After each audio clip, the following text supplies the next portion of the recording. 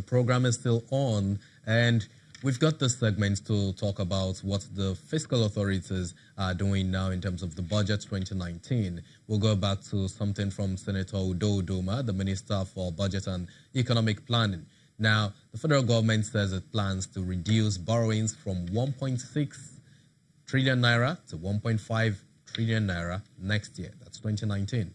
The Minister of Budget and National Planning, Mr. Udo Udoma, who's a senator, who was speaking at a meeting in Abuja, attributed the decision to the nation's debt levels.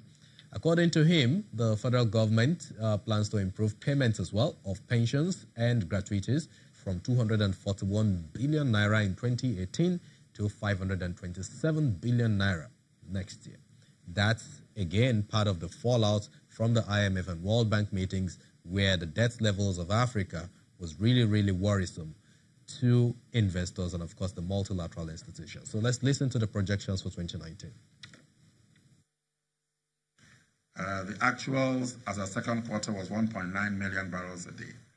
But as I can tell you that as of now, the production has reached 2.15 million barrels. And there are a number of new oil productions which are being put into play. We expect that by the end of the year, we will be able to reach the 2.3. So 2.3 we feel is a fair number to use. Exchange rate 305, we expect stability.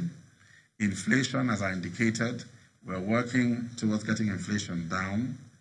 The nominal GDP, and then the GDP growth rate.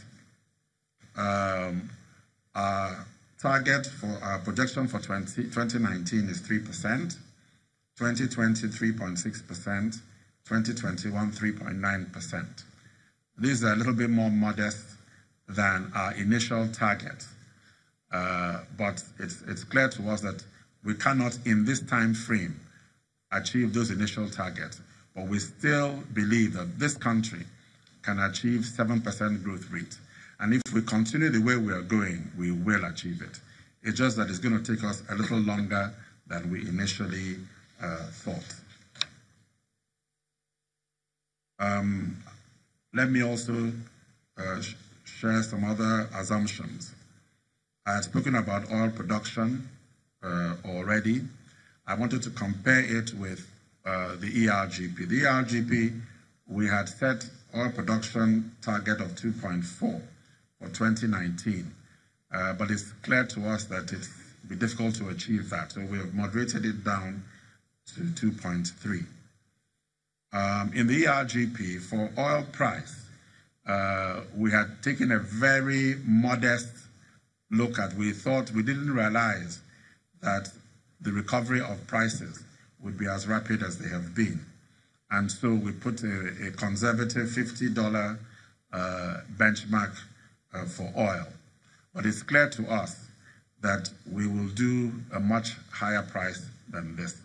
Right now, oil prices are over $80. And so we've set a conservative $60, because with oil prices, you can never tell. So we've tried to be extremely conservative. We put it at $60. I spoke already about the inflation rate, and I also spoke about the growth rate. We've moderated it to 3.01% from the 4.5% target in the ERGP, because we believe that the 4.5% cannot be achieved in 2019. We believe that we're more likely to be able to achieve 3.01%, or maybe slightly higher than that. But our medium-term target is still 7%.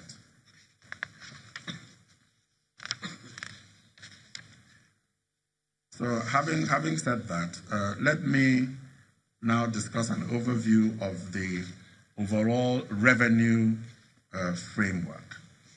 The revenue framework, you start with revenues first before you know what you can spend. So with the revenues, given those assumptions, with the 60 oil price with production of 2.3 million barrels, we expect that we will generate about 3.6 trillion share of oil revenue, up by about 500 billion from last year. We expect more money from oil. However, the overall amount available to the budget, we are projecting that it will be less. And maybe I should explain this.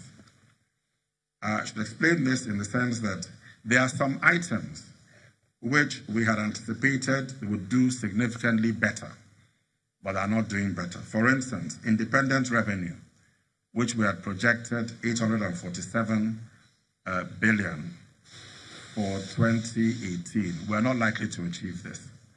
So we've decided it's better to bring it down, moderate it to a number that we're more likely, based on the current listing, are more likely to be able to achieve. But nevertheless, it's still a stretch because it's important that we push our agencies to deliver more revenue, because revenue is key to everything that is being done in this government. We need more revenues. Our revenues are not sufficient. So if you look at F, you see that number has gone down from 847 billion to 624 billion.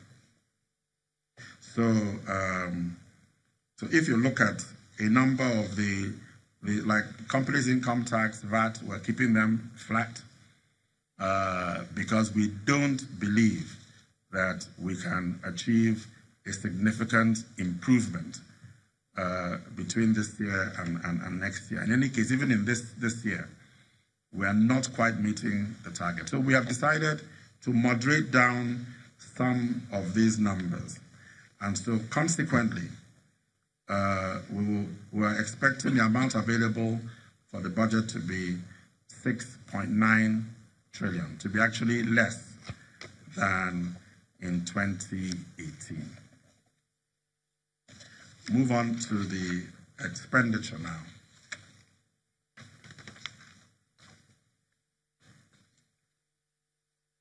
Now, one of the things that we're very concerned and conscious about is the need for prudence. And so, given the fact that we are projecting slightly reduced revenues, we're also projecting a reduced budget. We are looking at, rather than 9.1 trillion in 2018, we're looking at 8.6 trillion budget in 2019. So we're bringing down the size of the budget.